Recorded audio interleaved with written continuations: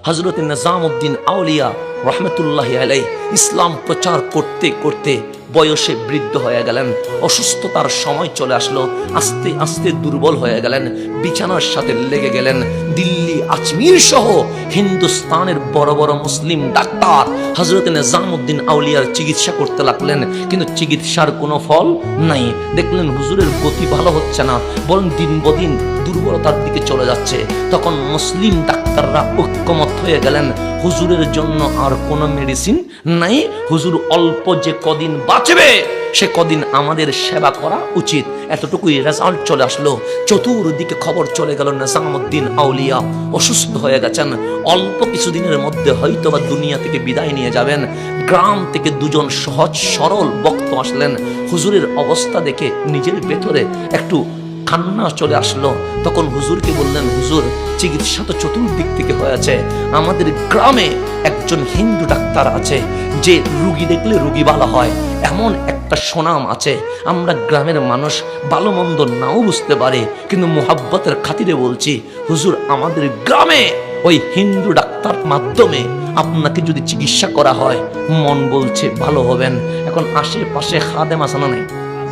খাদেম বললেন, হুজুর আপনি আমাদের মুসলমানদের দরবেশ, আমাদেরকে বুঝাইয়া কালিমা পড়ায়া মুসলমান বানাইলেন, আর শেষ বয়সে যদি কোনো হিন্দু ডাক্তারের কাছে যান ইজ্জত সমান থাকবে না, সব তো মাটির সাথে বিলীন হয়ে যাবে, মানুষ কি বলবে? এখন খাদেম বলে যাওয়ার কোনো দরকার নাই। খাদেম বলে যাবেন না, বক্তা বলে যাবেন। হুজুর কি বলবে? হুজুর দুই দিকের কথা শুনে হুজুর সিদ্ধান্ত দিলেন, আমি ওই ডাক্তারের কাছে যাব। আমার বাবা যদি বলে যাব, আমি 1000 বার যাব না বললে হবে? আমার বাবারটাই তো হবে। এখন হুজুর বলছে না, তোমরা যতই নিষেধ করো আমি কি করবো? যখন খাদেমরা বোঝায় হুজুর বেজ্জতি করে বলবে, মুসলিম সম্প্রদায় মুখ দেখাইতে পারবে না। হুজুর বলে আমি যাব। তখন তো আর গাড়ি নাই, ব্যান গাড়ি আনছে। হুজুর রে ব্যান গাড়ির উপর নেওয়া হয়েছে, গ্রামে গেল। হুজুর রাত অবস্থান করলো, সকাল হলো, ডাক্তারের সিরিয়াল নেওয়া হলো। দুপুরবেলা হুজুর ডাক্তারের চেম্বারে চলে গেলেন। হুজুরকে যখন চেম্বারের ভেতরে ঢুকালো, হুজুর ডাক দিয়ে বললেন, সবাই বের হয়ে যাও, আমি আর ডাক্তার থাকবো। এখন হুজুর আর ডাক্তার আছে। হুজুর বললেন, ডাক্তার দরজা বন্ধ করে দাও। দরজা বন্ধ করলেন। নিজামউদ্দিন আউলিয়া বললেন, ডাক্তার আমারে চেনো? ডাক্তার বললেন, হুজুর চিনি, আপনার অনেক নাম ডাক, আপনি দিল্লির দরবেশ নিজামউদ্দিন আউলিয়া।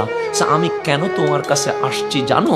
জানি হুজুর, দিল্লি, আজমির সহ সারা হিন্দুস্তানের বড় বড় মুসলিম ডাক্তার আপনার চিকিৎসা করেছে, কেউ কোনো ফলাফল দিতে পারে নাই, সেই জন্য আপনি আমার কাছে এসেছেন। তখন নিজামউদ্দিন আউলিয়া বললেন, বাবা তুমি ঠিক বলেছ, কিন্তু তোমার বড় সুনাম, তুমি নাকি রুগী দেখলে রুগী ভালো হয়ে যায়, এর পিছনে কারণ কি একটু আমাকে বলো না। তখন ডাক্তার বলে, হুজুর দিল্লির ডাক্তার যেই বই পড়ে ডাক্তার, আমিও সেই বই পড়ে ডাক্তার। আজমিরের ডাক্তার যে মেডিসিন দিয়ে ডাক্তার, আমিও সেই মেডিসিন দিয়ে ডাক্তার। মেডিসিনে কোনো সমস্যা নাই, বইয়ের মধ্যেও কোনো সমস্যা নাই। ডাক্তারি বই সবগুলো একরকম, যেমন সূরা ফাতিহা এটা কি 2 রকম নেই? তো মেডিসিন যেটা সেটা 2 রকম নয়, কয় রকম হবে? একরকমই হবে, 2 রকম হওয়ার কোনো সুযোগ। তো ডাক্তার বললেন, হুজুর ডাক্তারি বইয়ে কোনো 2টা নাই, মেডিসিনও 2টা নাই। তো নিজামউদ্দিন আউলিয়া বলে, বই যদি এক হয়, মেডিসিন যদি এক হয়, তাহলে তুমি রুগী দেখলে রুগী কেন ভালো হয়? তখন ডাক্তার বলে, হুজুর আমার একটা স্পেশাল কোয়ালিটি আছে। সে কি কোয়ালিটি? আমার মন যা বলে আমি মনের মতো চলি না।